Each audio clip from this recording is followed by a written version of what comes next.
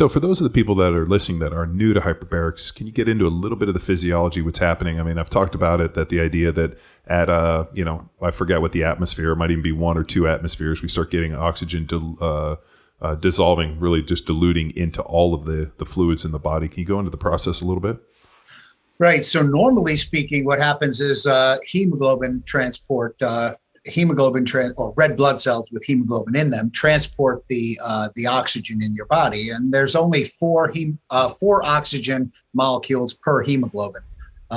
So there's a limit basically set, and that's just by nature of your development. And if you have poor shaped, if you have rounded sort of hemoglobin red blood cell problems, if you have sickle cell sort of problems, you increase that carrying capacity of the oxygen. Well, the thing with hyperbaric oxygen is we've seen that as you get up to 3 atmospheres, you can take all of the red blood cells out of the human body, and plasma, what's left of the plasma, is sufficient to support cellular respiration without even having hemoglobin. You're basically pressurizing this oxygen into the plasma, super saturating it so much so you don't even need red blood cells. We did a whole bunch of stuff with a pig. Not me, but somebody did a whole bunch of stuff with a pig early on in the 50s and said life without blood, you don't have to have the red blood cells in your body in order to create cellular respiration. So that's the cool part of hyperbaric oxygen.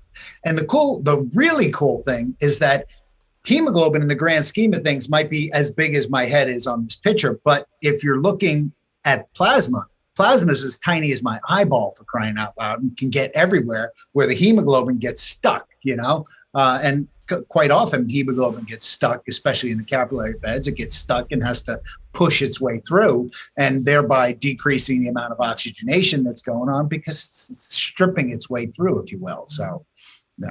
Is this process just limited to humans? Have they done hyperbarics on other mammals? Absolutely.